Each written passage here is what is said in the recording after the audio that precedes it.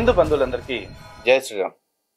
సాధారణంగా ఈ పాస్టర్లకి లేకపోతే క్రైస్తవులకి బైబిల్ మీద లేదా యేసుక్రీస్తు మీద నాలాంటి వాళ్ళు వీడియోలు చేశారనుకోండి, వెంటనే ఒక మాట అంటారు, ఏమని, వీళ్ళకి బైబిల్ సరిగా అర్థం కాలేదు, వీళ్ళకి క్రీస్తు గురించి తెలియట్లేదు అని చెప్పేసి చాలా పెద్ద పెద్ద మాటలు మాట్లాడతారు.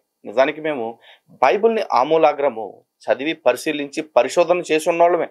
కానీ మేము బైబిల్ని వాళ్ళకి నచ్చేలాగా చెప్పట్లేదు అన్న ఒకే ఒక్క కారణం చేత వీళ్ళ విధంగా మాట్లాడుతూ ఉంటారు.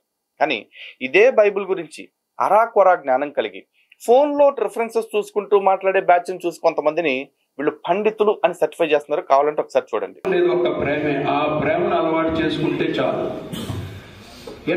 చూస్తున్నారు కదా, ఎవరి ముసలైనా ఎవరి బాబు కళకళలాడిపోతున్నాడు అనుకుంటున్నారా? ఆ కింద ట్యాగ్ లైన్ చూడండి, యేసుక్రీస్తు అందరికీ ప్రభువే అంటున్న హైందవ పండితుడు.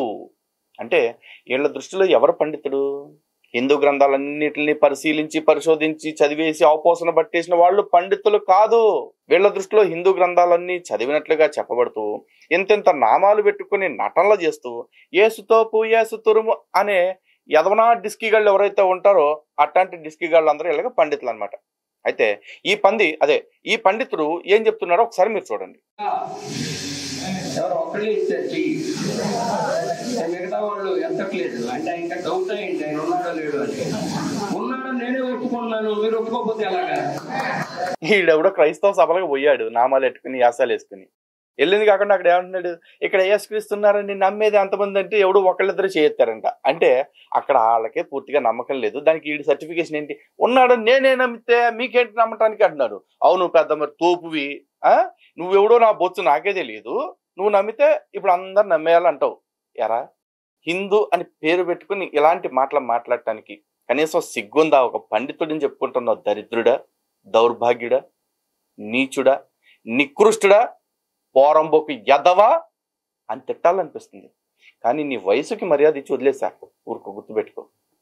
యేసుక్రీస్తు అందరికీ ప్రభు అని అన్నారు కానీ ఏ ఒక్క వర్గానికి ప్రభు కాదు, ప్రపంచం అంతటికీ ఆయన ప్రభువే.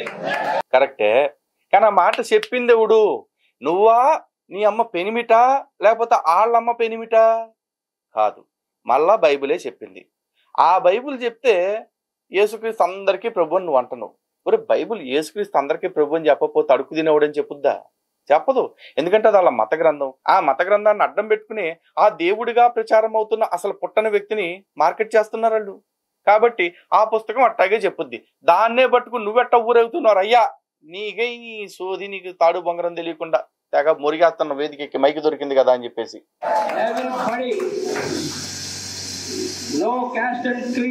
అయ్యి బాబోయ్, బాబుకి ఇంగ్లీష్ కూడా వస్తుంది మళ్ళీ అక్కడికి ఏకంగానే. ఒరే, ఇన్ని మాటలు మాట్లాడుతున్నావు కదా, ఎంత జ్ఞానం ఉంది కదా, నా ఫోన్ నెంబర్ కిందే ఉంది కదా, ఫోన్ చేసి ఒక్కసారి నేను మాట్లాడిన ప్రతి మాట నిజము అని నాతో కూర్చుని మాట్లాడి నిరూపించే దమ్ము నీకుందా? లేకపోతే నువ్వేదో పండితుడిని అంటున్నావు కదా, నువ్వు చదువుకున్న హిందూ గ్రంథాల ఆధారంగానే నన్ను నమ్మించే ప్రయత్నం చేస్తావా? గొర్రెలు ఎట్టాగో నా దగ్గర రాట్లా పోసేస్తాను, నువ్వు వస్తావా చెప్పు? సిగ్గులేనదవా? వాళ్ళకి ఆయన ప్రభువే అని తెలియజెప్పబడింది, అవునా కాదా? Praise the Lord. మేము హిందువులు హైందవ్యంలో ఉండి మేము స్వర్గము అని అంటాము, మీరు పరలోకము అని అంటాము. మా అందరికంటే మీరు ఎంతో అదృష్టవంతులు పుట్టుకతోనే. ఎందుకనంటే భగవంతుడు మీకు ఆ పరలోకం చేరడానికి నేనే మార్గము, నేనే సత్యము, నేనే జీవము అని చెబుతూ ఇది ఒక్కటి మీకు అందించాడు. పరిశుద్ధాత్మను మీ మధ్యలో పెట్టి వెళ్ళిపోయాడు, మనందరి మధ్యలో పెట్టి వెళ్ళిపోయాడు. అందరి జీవితాలు దీంట్లోనే ఉన్నాయి. ఆనందంగా ఉన్నప్పుడు చదివితే ఒక రకంగా ఉంటుంది, బాధతో ఉన్నప్పుడు చదివితే ఒక రకంగా ఉంటుంది. ఏం లేదు, అంతా డొల్లే ఆ పుస్తకంలో అనుకునేవు, నీ బుర్రలో కూడా. ఎందుకంటున్నానంటే అక్కడ వాళ్ళకి పరలోకం ఉంది, మనకి స్వర్గం ఉంది, కానీ మనకంటే వాళ్ళు అదృష్టవంతుడు అంటున్నావు. ఎట్నో అదృష్టవంతుడు ఎట్ట అవుతాడు చెప్పరా? ఒక్క మాట అన్నావు. నీ బతుక్కి ఎప్పుడన్నా బైబుల్ ఎట్టా పట్టుకుని ఎట్టా తిప్పటమే కానీ ఎట్టా తెరిచి 4 పేజీలు తిప్పి చచ్చినోడివేనా? కాదు. కానీ సర్టిఫికెట్లు మాత్రం ఇస్తున్నావు. చూడండి ఇంకేమంటాడు. నష్టపోయినప్పుడు చదివితే ఒక రకంగా ఉంటుంది, అద్భుతమైన విజయాలు పొందితే ఇంకో రకంగా ఉంటుంది. ఏ దారి తెలియకపోయినా కూడా ఇది పట్టుకుంటే ఒక దారి ఓపెన్ అవుతుంది. అటువంటి అదృష్టవంతులు అంటే ఒక లిఫ్ట్ అనమాట. ఒక లిఫ్ట్ ఎక్కి పరలోకానికి వెళ్ళిపోవచ్చు. మేము ఎక్కాలంటే రకరకాల మార్గాలు, రకరకాల శాస్త్రాలు తిప్పి తిప్పి తిప్పి తిప్పి గోల గోల గోల. మీరంత అదృష్టవంతులు ఎవరున్నారు ప్రపంచంలో? నికృష్ట మొండా కొడక, నువ్వు మాట్లాడే మాటలకి నేను తిట్టుకోవటం కాదురా, నీ వెనకాల కూర్చుని నా గొర్రెలే నవ్వుతున్నారు చూడరా, సన్నాసి అని. సన్నాసి ఎప్పుడన్నా నీ బతుక్కి 4 పేజీలు తిరగేసి ఉంటే నీకు అర్థమై సచ్చేది. వాళ్ళు లిఫ్ట్ ఎక్కి వెళ్తున్నారా, అక్కడ లిఫ్ట్ ఎక్కి ఎస్కలేటర్ ఎక్కి వెళ్తానికి లేదు అక్కడ దారి. ఎందుకంటే అదంతా డమా బుస్కు. నువ్వు చస్తే స్వర్గానికి నిమిషంలో పోతావు, కానీ వాళ్ళు చస్తే స్వర్గానికి పోవాలంటే యుగాంతం వరకు ఆ మట్టిలో ఆ పెట్లో కూర్చుని ఆడుతూ ఉండాలి. అక్కడే రెస్ట్ ఇన్ పీస్ అనుకుని తలుచుకుని గుండెలు బాదుకుంటా కూర్చోవాలి. యుగాంతం నాటికి అక్కడ యేసు లేడు, యెహోవా లేడు, అంత డమ్మా బుస్కని తెలిసిందనుకో, మొత్తం బతుకంతా మట్టగడిసి అయిపోయినట్టు అయింది మూరికేదవని. ఇక్కడది అయిపోయింది అనుకుంటున్నారా? వీడి దరిద్రం ఇంకా చాలా ఉంది. వీడికి నాకు తెలిసి హిందువులు ఎవరు ఈయన ఎప్పుడు స్టేజ్ల మీద పిలిచినట్టు లేరు, ఎక్కడ ఈయన మాట్లాడమన్నట్టు లేరు. దాంతో వీళ్ళు అక్కడికి పిలవంగానే ఎగేసుకుంటా పంచులు ఎగ్గట్టుకుని వెళ్ళిపోయి హిందూ ధర్మాన్ని, హిందూ గ్రంథాలని అవమానించుకుంటా అక్కడ కూర్చున్నాడు ముష్టెదవని.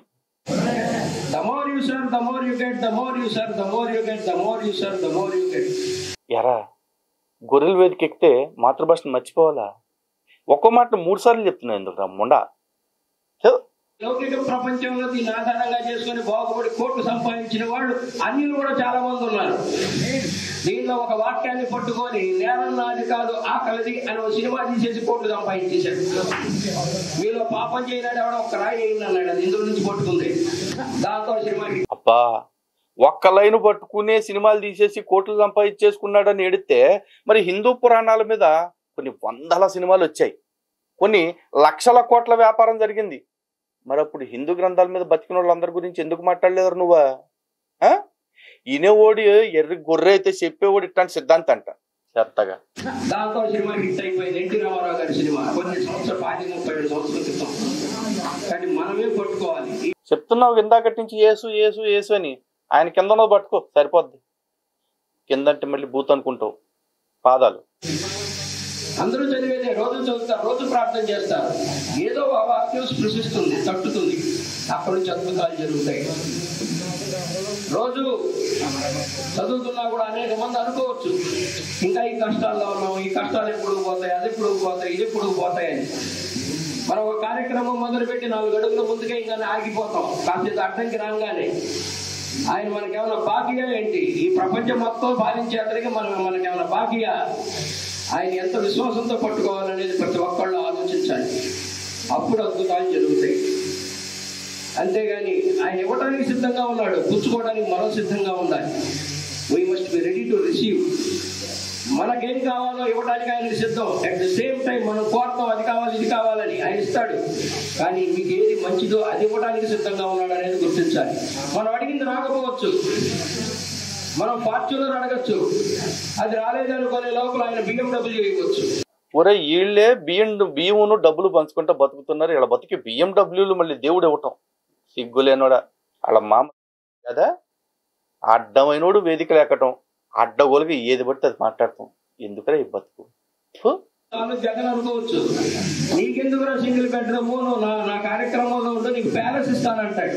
ఆహా, ఇప్పుడు జగనన్న భజన చేయడానికి నువ్వు వేదిక ఎక్కావా? ఒరే నాకు ఇప్పటికీ అర్థం కావట్లేదు, ఒక ముఖ్యమంత్రి మెహర్బానీ కోసం మతం మారిన గాడిద కొడుకులు ఇంతమందిని చూశాను నేను ఈ 2-3 నెలల్లోనే. ఇంత దరిద్రంగా కూడా ఉంటారా మనుషులు? బాబు హిందువులరా, మీరు బుర్ర పెట్టి ఆలోచించండి ఏం జరుగుతుందో. మతానికి రాజకీయానికి సంబంధం లేదని చెప్పేసి హిందువులకి శుద్ధులు చెప్పే శుద్ధపోసులు ఎవరైతే ఉన్నారో వాళ్ళందరూ కూడా ఇట్లాంటివి గుర్తుపెట్టుకోండి, బుర్రల్లోకి ఎక్కించుకోండి. వడ్డిచ్చేవాడు మనోడైతే కడబంతలో కూర్చున్నా అన్ని అందుతాయంట, అట్టాగుంది. పిలిస్తే స్పీడ్గా పలిగేటువంటి దేవుడు ఒక్క క్రిస్టియానిటీయే కాదు, బైబుల్ పట్టుకుని ఎవరు పిలిచినా పలుకుతాడు అనేది ఆయన గొప్పతనం. మరి నాకే పలుకుతున్నాడు అంటే మరి అందరికీ పలుకుతాడు. ఎలా పిలుచుకోవాలి, ఎలా పలకాలి అనేది ఒకటి ఆలోచన. అది ఇది నాకు అక్కర్లేదయ్యా, నువ్వు నాతో ఉంటే చాలు అనుకుంటే చాలు. మనం వచ్చి కూర్చుంటే అన్ని అయ్యే పరిగెడతాయి మన దగ్గర. మనం అడగాల్సిన పని లేదు, మనతో ఉంచుకోవాలి మనం. అవునా? మరి నేను 5 ఏళ్ల నుంచి వెళుతున్నా, నువ్వు పొట్టలేదు పొట్టలేదు పొట్టలేదు అని అమలక్కలు తిడతా ఉన్నాను, మరి నాకెప్పుడు పలకలేదే. అంటే ఎవడైతే నమ్ముతాడో అలాంటి వాళ్ళకే పలుకుతాడు. అందుకంటే నా గొర్రెలను అనుసరించును, నా గొర్రెలు నా స్వరము విను అని ఆయనే చెప్పింది కదా. నేను గొర్రెను కాదు రే, నువ్వు గొర్రెవు కాబట్టి, గొర్రెనా డిస్కివి కాబట్టి నీకు వినపడుతుంది, అంతేనా? అది కాకుండా నీకు తెలియదేమో కొత్త కదా, క్రిస్టియానిటీలో అన్ని కూడా ఓటీఎస్లే ఉంటాయి, అంటే ఐ మీన్ వన్ టైం సెటిల్మెంట్లు ఉంటాయి అనమాట. ఎవడైనా మతం మారే వరకే వాళ్ళకి కల్లోకి వస్తాడు, వాళ్ళకి మాటలు వినిపిస్తాయి, వాళ్ళకి రోగాలు తగ్గిస్తాడు, వాళ్ళ ప్రాణాలు కాపాడతాడు. ఆ తర్వాత నా బొచ్చు తూ నా బొడ్డు అన్నట్టు వదిలేస్తారంట. ఎందుకంటే చాలా మంది క్రైస్తవులు ఇప్పుడు కూడా నేను చూస్తున్నాను, విధవరాండ్రు ఉన్నారు, రోగిష్ఠులు ఉన్నారు, చనిపోతున్న వాళ్ళు ఉన్నారు.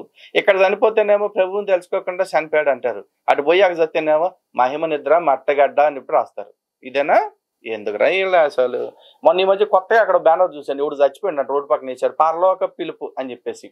ఎవడురా పరలోకానికి తీసుకుపోయేదే? యుగాంతం దాకా ఆ మట్లో ఆ పెట్లో పడుకుని అట్నే ఏడవాలా, కుళ్ళతనే ఉండాలా. అర్థమైందా? అది ఇది నాకు అక్కర్లేదయ్యా, నువ్వు నాతో ఉంటే చాలా అనుకుంటే చాలు, మనం వచ్చి కూర్చుంటే అన్ని అయ్యే పరిగెడతాయి మన దగ్గర. మనం అడగాల్సిన పని లేదు, మనతో ఉంచుకోవాలి మనం. కాబట్టి నేను ఒకటే చెప్తా,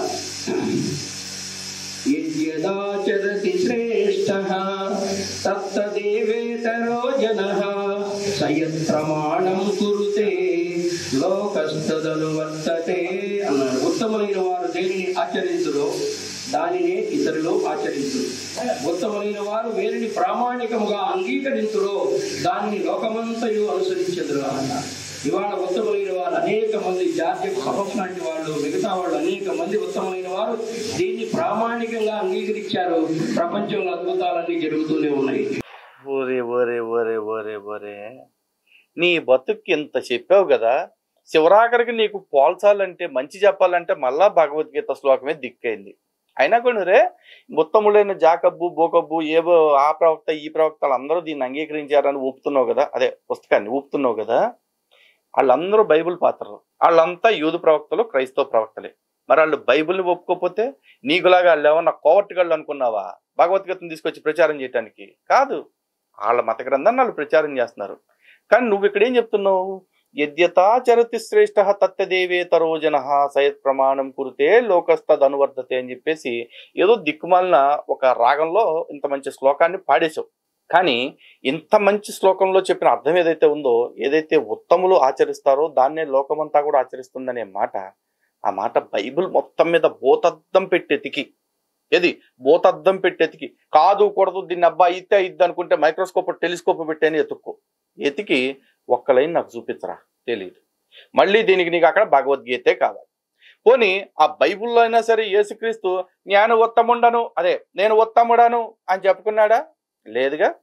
ఆడెవడో వచ్చి ఉత్తముడైన ఓ బోధకుడా అంటే, ఉత్తముడా నన్ను ఎలా అంటున్నావు? అయ్యా నేను ఉత్తముడిని కాదు, ఆయన మాత్రమే ఉత్తముడు అని చెప్పేసి యేసే చెప్పుకున్నాడు.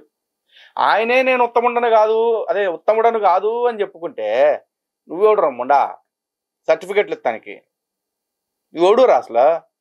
నీకటు భగవద్గీత తెలీదు, బైబుల్ తెలీదు, మనుషులు తెలీదు, లోకం తెలీదు, ఆ గాడిద బొచ్చు తెలీదు. నీకు దొరికిందల్లి ఏంటంటే హిందువులు ఎవడు నిన్ను వేదిక మీద పిలవట్లేదు కాబట్టి గొర్రెలు పిలిచారు కాబట్టి ఎక్కి వాళ్ళకి భజన భజన భజన, ఊరికే భజన. ఏముంటది? ఏమీ లేదు. పోనీ యేసుక్రీస్తు ఎక్కడైనా సరే నన్ను కాదు మంచి వాళ్ళని అందరినీ అని చెప్తున్నా కాబట్టి మంచి వాళ్ళని అనుసరించని చెప్పాడా? లేదు.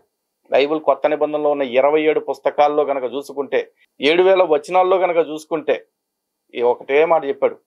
ఒకే మాట ఒకసారి కాదు 13 సార్లు చెప్పాడు. ఏందో తెలుసా? నన్ను అనుసరించండి, నన్ను మాత్రమే అనుసరించండి, నన్ను అనుసరించడం కోసం మీ అమ్మలక్కల అమ్మబాబులు అందరినీ కూడా ద్వేషించండి అని చెప్పాడు. 13 సార్లు చెప్పాడు, 1-2 సార్లు కాదు. మరి అట్లాంటి పట్టుకొచ్చి ఆయన ఉత్తముండా అని చెప్పేసి ఎట్లా అంటున్నావు? సిగ్గులేనోడని, సిగ్గులేనోడా. ఇచ్చారు. ప్రపంచంలో అద్భుతాలన్నీ జరుగుతూనే ఉన్నాయి. ఇవాళ అత్యధిక శాతం ప్రపంచంలో పట్టుకున్నది కూడా దీన్నే.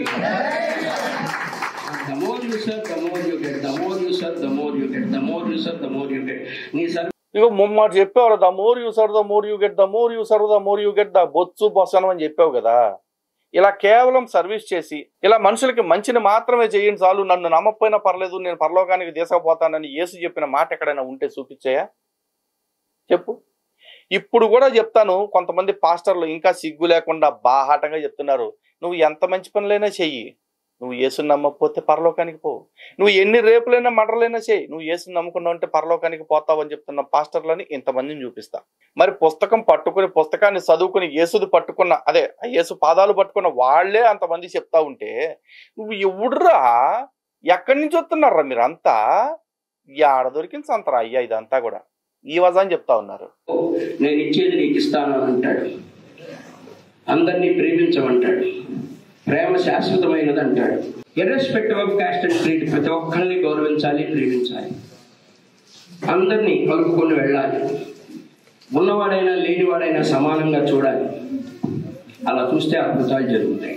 ఊరే అన్ని కటిక అబద్ధాలేరా, నీ బైబిల్లోనే ఉంది చూసుకో. ఏది నువ్వు పట్టుకున్న బైబిల్లోనే ఉంది చూసుకో. ఒంటె సూదిబద్ధమునందు దూరట ఎంత కష్టమో, ధనవంతుడు పరలోకమునందు ప్రవేశించుట కూడా అంతే కష్టం అని చెప్తున్నాడు. అంటే డబ్బున్నోడికి రిజర్వేషన్ లేదంట, అక్కడ డబ్బున్నోడికి ఎంట్రీ కూడా కష్టం అంట.